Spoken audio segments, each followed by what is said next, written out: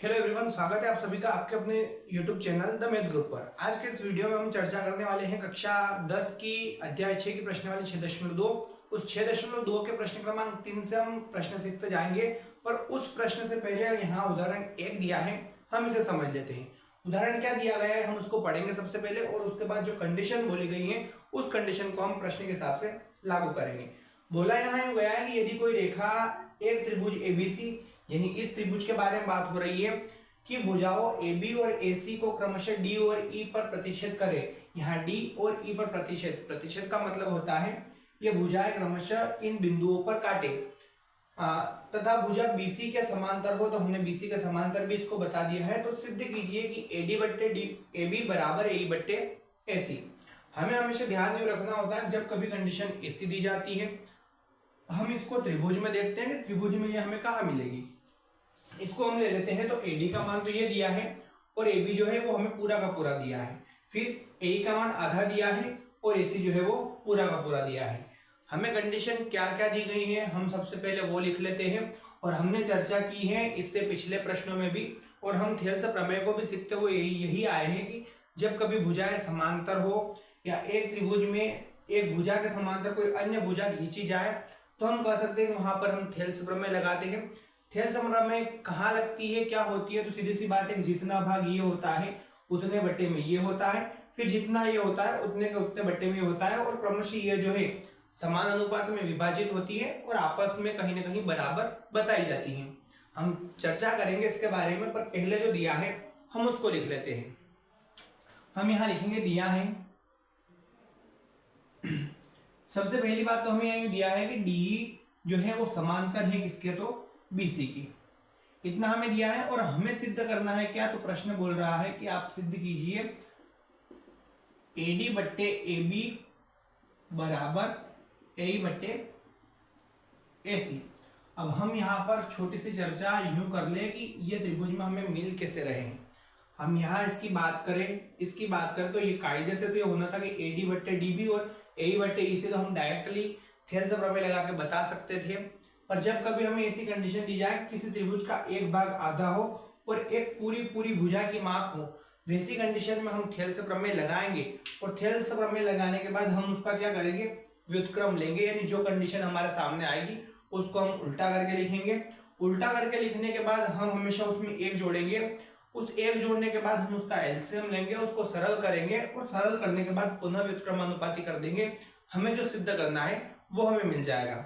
इसको इसमें लागू करने से पहले जो थेल्स प्रमेय का कथन इस त्रिभुज के लिए हम लगाएंगे वो हम लगा देते। बाकी सारी चीजें हमने लिखी दी है।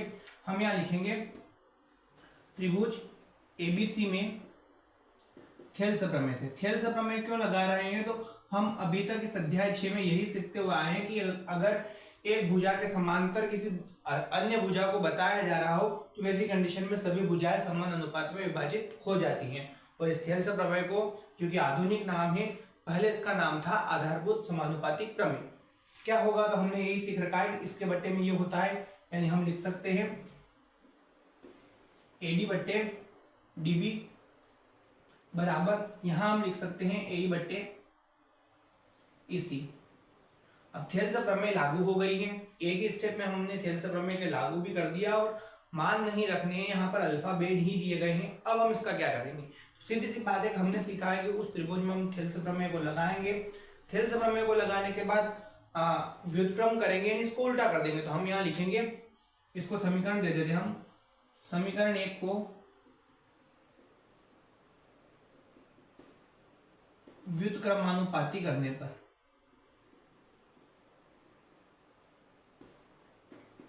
देखिए व्युत्क्रम क्या हो जाएगा, नीचे का ऊपर और ऊपर का नीचे हो जाएगा, यानी लिखा जाएगा DB बट्टे AD बराबर AE बट्टे EC। सॉरी, यहां पर EC बट्टे A हो जाएगा। अब व्युत्क्रम करने के बाद हमारी अगली कंडीशन है कि हमें इसमें एक जोड़ना है। तो हम यहां लिखेंगे दोनों पक्षों में एक जोड़ने पर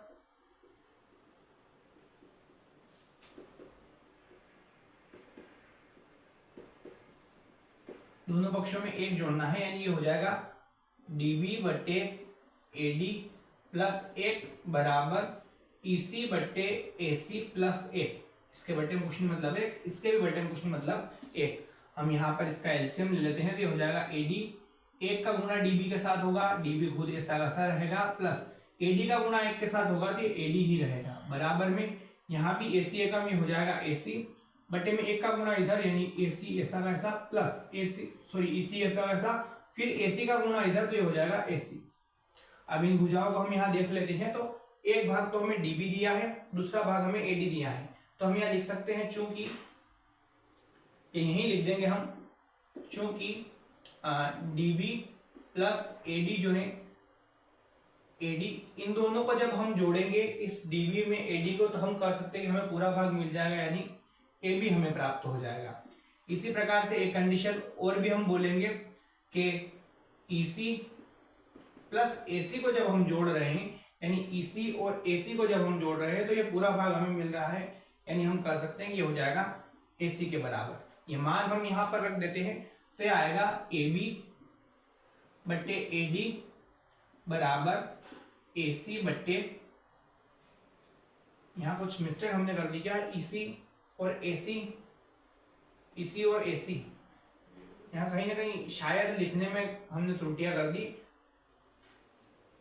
यहाँ पर हमें ई लिखना था, हम यहाँ ई लिखते, उसके बाद ई लिखने के बाद यहाँ भी ई आता और यहाँ ई आता तो फिर यहाँ भी ई आता और हम यहाँ भी ई को ही लिखते, तो यहाँ कंडीशन बन जाती कि एसी और जब हम ए को जोड़ेंगे तब ऐसे आ जाएगा, हमने एसी को लिख भी दिया और यहाँ पर हो जाएगा ए। हम इससे जो हमें सिद्ध करना था उसको अब मैच कर लेते हैं, तो एडी ऊपर है ए बी नीचे है, हमारा उल्टा है, फिर यहाँ ए एसी है, यहाँ एसी ए है, तो हमने बोला है कि जब हम एक जोड़ देंगे, एक जोड़ने के बाद हम पुनः उसको क्या कर देंगे, व्युत्क्रमानुपाती कर देंगे, तो हम यहाँ लिखेंगे पुनः व्युत्क्रमानुपाती करने पर।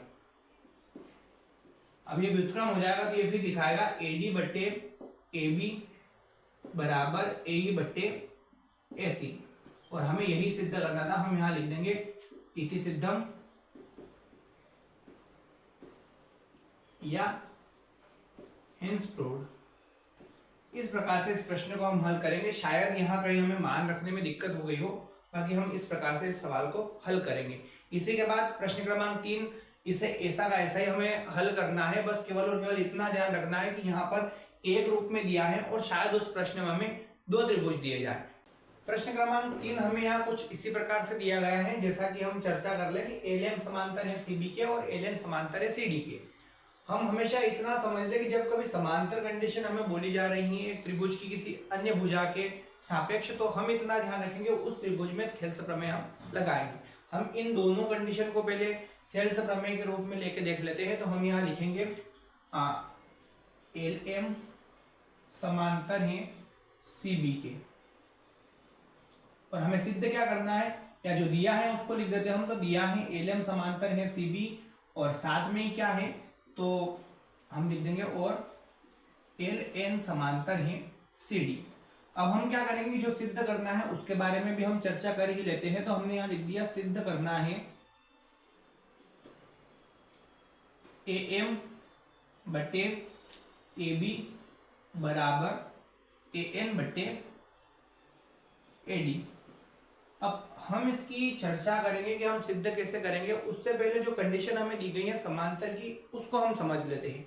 जैसे हमें यहाँ दिया गया है पहली कंडीशन की एल एम समांतर है सीबी, तो हमने यहाँ लिख दिया के लिए, हम इसके लिए चेक कर लेते हैं, हम इसको ढूंढेंगे कि इस चित्र में ये मिलेगा कहाँ, तो हम कह सकते हैं कि ये तो हो गया हमारा एल एम और ये हो गया हमारा सीबी। हम नीचे वाले भाग को अगर भूल जाए कुछ समय के लिए, तो एक त्रिभुज हमें मिल रहा है, जिस त्रिभुज में क्या हो रहा है तो कहीं ना कहीं एल एम के समांतर है सीबी, एल एम के समांतर सीबी है।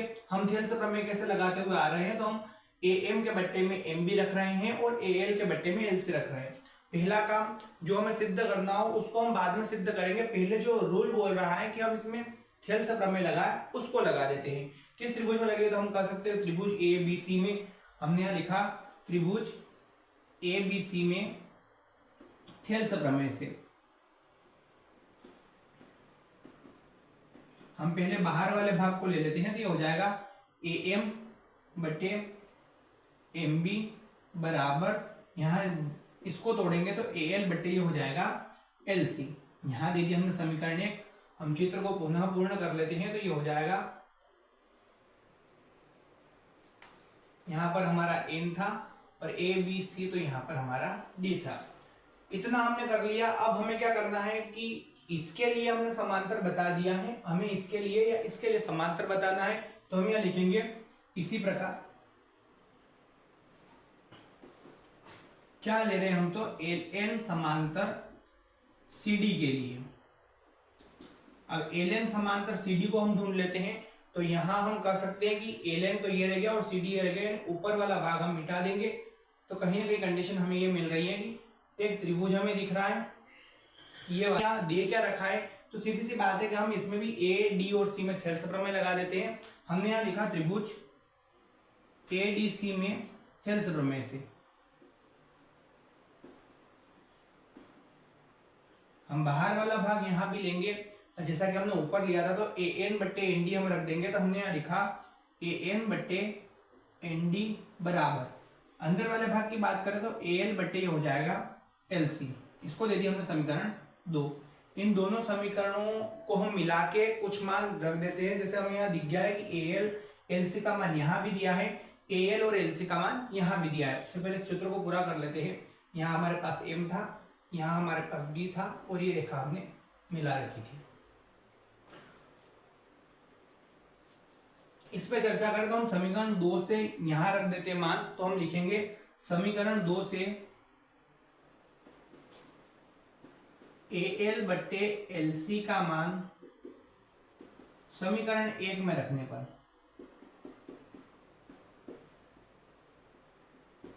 समीकरण 1 क्या दी गई है हमें, तो हमें समीकरण 1 में बोला गया है कि ए एम बट्टे एम बी बराबर है ए एल बट्टे एल सी। हमें क्या करना है, हमें ए एल और एल सी का मान यहां से ये मान यहां रखेंगे या फिर यहां से ये मान यहां रखेंगे, बात एक ही है। हम क्या करेंगे, यहां से इसका मान रख रहे हैं, मतलब ये आएगा इसकी जगह। हमने यहां लिख दिया ए एम बट्टे एम बी बराबर में इसके बराबर क्या रखना है, तो सीधी सी बात है यहां से रख रहे हैं तो ये आ जाएगा ए एन बट्टे एन डी। अब हम निष्कर्ष पर निकल चुके हैं। हमने दोनों त्रिभुजों में समांतर बता दिया, दोनों त्रिभुजों की समीकरणों से हमें एक समीकरण मिल गई है। अब हम इसको ढूंढते हैं, हमें सिद्ध क्या करना था, तो ए एम है, एम बी है, पर यहाँ पर ए बी है। ए एम एम बी मतलब ये वाला भाग हमें दे रखा है, ए एन बट्टे एन डी ये दे रखा है।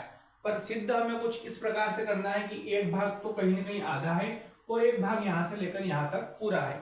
ऐसी कंडीशन अभी उदाहरण 3 भी हमने सीखा कि जब हमें ऐसा दिख जाए, हम इसका व्युत्क्रमानुपाती करेंगे। थेल्स प्रमेय हम लगा ही चुके हैं।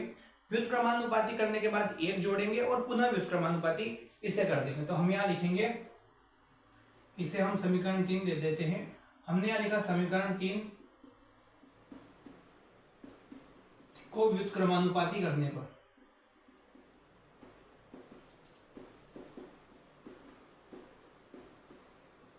व्युत्क्रम में होगा क्या, तो हम कह सकते हैं कि एम बी जो है वो ऊपर चला जाएगा और ए एम जो है वो नीचे आ जाएगा। बराबर में क्या होगा, तो एन डी ऊपर चला जाएगा और ए एन जो है वो नीचे आ जाएगा। व्युत्क्रम हम कर चुके हैं। व्युत्क्रम करने के बाद अब क्या करना है, तो जैसा कि हमने सीखा था, हम दोनों पक्षों में 1 जोड़ेंगे। तो हमने यहाँ लिख दिया दोनों पक्षों में 1 जोड़ने पर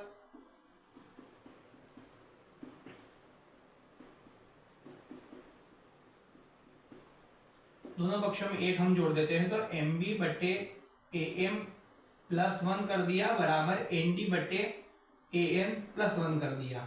इसके बट्टे कुछ मतलब 1, इसके बट्टे कुछ मतलब 1। आधार हम समान कर लेते हैं, तो ए एम एकम हो जाएगा ए एम, ये जो कि नीचे ही रहेगा। 1 का गुणा इधर होगा एन बी ऐसा का ऐसा, प्लस ए एम का गुणा इधर होगा तो हो जाएगा ए एम बराबर, यहाँ भी वही होगा कि ए एन तो नीचे ऐसा का ऐसा और ये हो जाएगा 1 का गुणा इधर तो एन डी और प्लस यहाँ आ जाएगा ए एन। अब हम इसको ढूंढ लेते हैं, तो एम बी और ए एम मिलाकर हम लिख सकते हैं ए बी। तो हम यहाँ लिखेंगे चूंकि M B plus A M बराबर क्या हो जाएगा, तो ये दोनों भाग कहीं ना कहीं ये भाग और ये भाग जब हम जोड़ देंगे तो पूरा भाग हमें मिल जाएगा, जो कि मिलेगा ए बी के बराबर। इसी प्रकार हम कह सकते हैं कि नीचे भी कुछ कंडीशन दी गई है एनडी एन के बारे में। तो एनडी और जब एन में हम दोनों भागों को आपस में जोड़ देंगे तो हमें पूरा भाग यानी एडी मिल जाएगा। तो हम यहाँ लिखेंगे एनडी प्लस एन बराबर क्या हो जाएगा, तो ए से लेकर डी तक के बारे में बात हो रही है, तो ये हो जाएगा एडी। इन मान को हम रख देते हैं इसमें। तो यहाँ ये क्या कंडीशन बन के आएगी, ए बी बट्टे ए एम बराबर ए डी बट्टे ए एन। और इसको हम फिर पुनः व्युत्क्रमानुपाती कर देते हैं, क्योंकि हमने एक भुजा आधी दी गई हो और एक भुजा पूरी दी गई हो, उसके लिए एक ही रूल सिखा है कि या तो हम उसका सबसे पहले शुरुआत में थेल्स प्रमेय लगाएंगे, थेल्स प्रमेय लगाने के बाद क्रमशः उसका व्युत्क्रम लेंगे और व्युत्क्रम में एक जोड़कर पुनः उसका व्युत्क्रम कर देंगे। तो हमने व्युत्क्रम किया, व्युत्क्रम करने के बाद एक जोड़ा, एक जोड़ने के बाद अब हम इसको पुनः व्युत्क्रमित कर देंगे। तो ये हो जाएगा, यहाँ लिखेंगे सबसे पहले हम पुनः व्युत्क्रम करने पर, तो क्या हो जाएगा, ये ए एम बट्टे ए बी बराबर हो जाएगा ए एन बट्टे ए डी। अब हम इसको मैच कर लेते हैं कि यही सिद्ध करना था, तो ए एम ए बी आ गया है और ए एन ए डी आ गया है। इस प्रकार से जब हमें कभी एक आधी भुजा दी जाए और एक भुजा पूरी दी जाए, हम तीन चीजों का ध्यान रखेंगे, व्युत्क्रम करेंगे, व्युत्क्रम के बाद एक जोड़ेंगे और एक जोड़ने के बाद पुनः व्युत्क्रम कर देंगे। पर वो कब संभव होगा, जब हम उस त्रिभुज में थेल्स प्रमेय को लागू करेंगे। चलिए प्रश्न क्रमांक 4 भी हमें कुछ इसी प्रकार से दिया गया है, हम प्रश्न को पढ़ लेते हैं। आकृति 6.19 यानी इसके बारे में बात की गई है।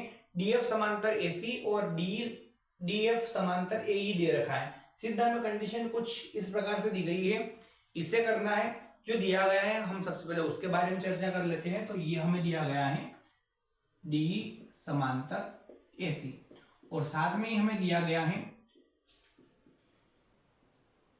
डीएफ समांतर एई। अब हमें क्या करना है, सिद्ध ये करना है। जो सिद्ध करना है उसको भी हम लिखेंगे, सिद्ध करना है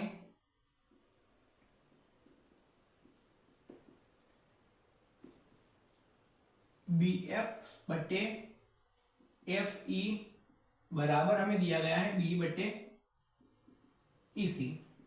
चलिए इसके बारे में चर्चा करने से पहले हम इन दोनों के सापेक्ष थेल्स प्रमेय को लगाएंगे, जैसा कि अब अभी तक हम सीखते हुए भी आ रहे हैं। हमने यहां लिखा डीई समांतर एसी के लिए, तो इसको हम ढूंढेंगे कि ये पहले हमें मिल कहाँ रहा है। डी से लेकर ई ये है, मतलब हमें इससे कोई काम नहीं है। फिर क्या बोला गया, एसी है, यानी हमें इस रेखा से भी कोई काम नहीं है। नॉर्मली एक चीज हमें दिख गई है कि हम ए बी सी में थेल्स प्रमेय लगा देंगे, जिसमें दो भाग आपस में बढ़ जाएंगे और ये दोनों भाग भी आपस में बढ़ जाएंगे। हम यहाँ लिखेंगे त्रिभुज एबीसी में थेल्स प्रमेय से। हम बाहर वाला भाग पहले बता देते हैं। तो ये हो जाएगा बी डी बट्टे डी ए बराबर बी बट्टे इसी, और इसे हमने दे दिया समीकरण 1। बाकी जो हमने मिटाया था हम उसको फिर लिख लेते हैं। यहाँ पर एफ था और ये रेखा यहाँ पर मिल रही थी। दूसरा क्या बोला गया है, तो हम यहाँ लिखेंगे इसी प्रकार। क्या बोला गया है दूसरा हमें, तो डीएफ समांतर हमें चेक करना है एई के। हमने भी लिख दिया डीएफ समांतर एई के। डी से लेकर एफ ये है, ये वाली रेखा हमें रखनी है। उसके बाद क्या बोला गया है, समांतर है एई के, मतलब ए से ई के। हमें इससे कोई काम नहीं है, ना ही हमें इससे किसी प्रकार का काम है। हम इसमें भी वही थेल्स प्रमेय लगा देंगे। तो हम यहाँ लिखेंगे त्रिभुज ए बी ई में थेल्स प्रमेय से।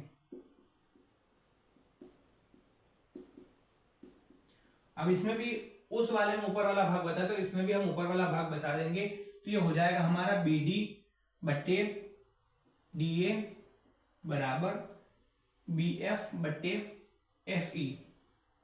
इसमें हमने चर्चा कर ली। अब हमें क्या करना है, इसको समीकरण 2 दे देना है और इन दोनों को मर्ज करके लिख देना है। क्या करेंगे, तो बी डी बट्टे डी ए का मान यहाँ दे रखा है, इस मान को हम यहाँ रख देते हैं। तो हमने यहाँ लिखा समीकरण 2 से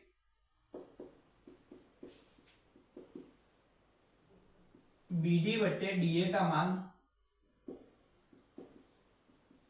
समीकरण 1 में रखने पर, तो समीकरण 1 को हम लिख देंगे पहले। तो ये आएगा हमारे पास बी डी बट्टे डी ए बराबर बी बट्टे ई सी। हमें कितना रखना है, तो हमें ये रखना है यहाँ पर। हम यहाँ लिखेंगे बी एफ बट्टे एफ ई बराबर बीई बटे ईसी। इसको हम चेक कर लेते हैं। सिद्ध क्या करना, बी एफ एफ ई आ गया हमारा और बीई ईसी ये आ गया हमारा। बस इतना ही सिद्ध करना था, जो कि हमने दोनों को मर्ज रूप में लिखा और सिद्ध कर दिया। यहाँ हम लिख देंगे हिंस प्रूव्ड। इस प्रकार से प्रश्न क्रमांक 4 को हम सरल करेंगे। देखिए प्रश्न क्रमांक 5 हमें क्या दिया गया है, तो आकृति 6.20 में डी ई समांतर ओ क्यू और डी एफ समांतर ओ आर है। दर्शाइए कि ई एफ समांतर क्यू आर है। जैसा कि दो कंडीशन हमें दी जा रही है समांतर के लिए, इन दोनों कंडीशन के लिए हम थेल्स प्रमेय लगाएंगे। उसके बाद चर्चा करेंगे कि हमें सिद्ध क्या करना है। तो जो दिया है हम उसको लिख लेते हैं। हम यहाँ लिखेंगे दिया है, क्या दिया गया है, तो एक तो हमें बोला गया है कि डीई जो है वो समांतर है ओ क्यू के, और साथ ही साथ हमें बोला गया है कि डीएफ वो भी समांतर है ओ आर के। और हमें सिद्ध क्या करना है, तो हमने यहां लिख दिया सिद्ध करना है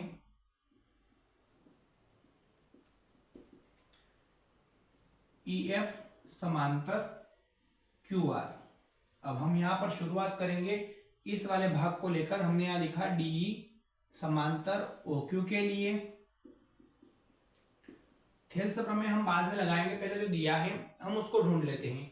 तो डी यानी डी से लेकर ई तक हमें दिया गया है और ओ क्यू दिया गया है। हम या तो इस पूरे चित्र में बाकी सारी चीजों को भूल जाए, जैसे कि हमें डी और ओ क्यू लेना है, तो बाकी हमें इनसे कुछ काम नहीं है। नॉर्मल सी बात है कि जब ये सभी भाग हट गए, इससे भी हमें कुछ काम नहीं है। यहाँ पर हमारा डी दिया था, हमें डीई के समांतर ओ क्यू बताना है। हम पी क्यू ओ में थेल्स प्रमेय लगाएंगे और जो भाग दिया गया है उसको बता देंगे। तो हमने यहाँ लिखा त्रिभुज पी क्यू ओ में थेल्स प्रमेय से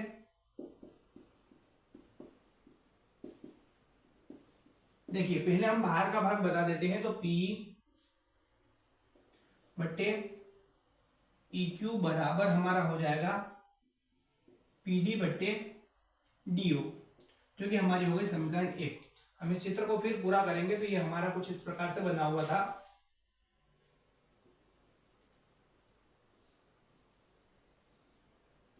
यहां पर हमारा F था और यहां शायद हमने R लिखा हुआ था।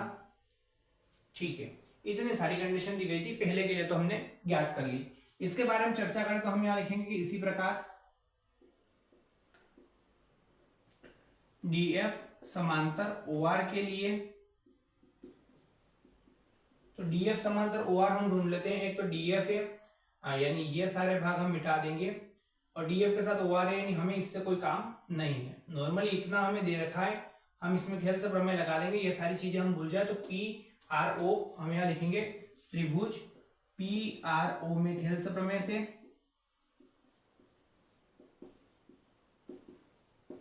इसमें भी हम पहले बाहर वाले भाग को ले लेते हैं। तो PF बटे FR बराबर आएगा PD बटे DO। एक बार और समीकरण हमें 2 मिल गई। हम इस चित्र को पुनः पूर्ण करेंगे। यहां पर कुछ इस प्रकार से हमें कंडीशन दी गई थी, शायद चित्र थोड़ा बिगड़ गया है पर हम समझ ले। अब ये दोनों समीकरण हमें दी गई हैं, इनमें एक चीज कॉमन दिख रही है कि PD DO दोनों में है। हम या तो इससे इसको यहां रखें या इससे इसको यहां रख देंगे। तो हम यहां लिखेंगे समीकरण 2 से हम रखते हुए आ रहे हैं। तो समीकरण 2 से PD बट्टे DO का मान 1 में रखने पर, तो 1 जो है वो लिख लेते हम PE बट्टे EQ बराबर PD बट्टे DO। कितना रखना है, तो ये रखना है हमें PF बट्टे FR। तो यहां तो ऐसा चलेगा PE बट्टे EQ बराबर PF बट्टे FR। इतना आने के बाद अब हम चेक कर लेंगे हमें सिद्ध क्या करना था। सिद्ध के लिए बोला गया था कि EF समांतर है QR के, यानी EF तो ये दे रखा है और QR ये दे रखा है। मतलब इस पूरे बड़े त्रिभुज के बारे में चर्चा की जा रही है। और हम अभी तक यही सीखते हुए आए हैं कि अगर आसपास की भुजाएं समान अनुपात में विभाजित हो तो हम कह सकते हैं कि ये अंदर वाली जो भुजाएं ये हमेशा समांतर होगी। यानी हम लिख देंगे अतः EF समांतर है QR के। ऐसा क्यों हुआ, तो अभी तक हम यही सीखते हुए आए हैं कि जब ये दोनों भुजाएं समान अनुपात में इन दोनों भुजाओं के बराबर होगी तो अंदर जो भुजा हम अतिरिक्त इन दोनों के मध्य बिंदुओं पर खींचेंगे वो भुजा इस तीसरी भुजा के समांतर होगी। ऐसा स्पष्टीकरण हमने इससे दे दिया है और हमने लास्ट में रीजन दे दिया कि EF जो है वो समांतर होगा QR के।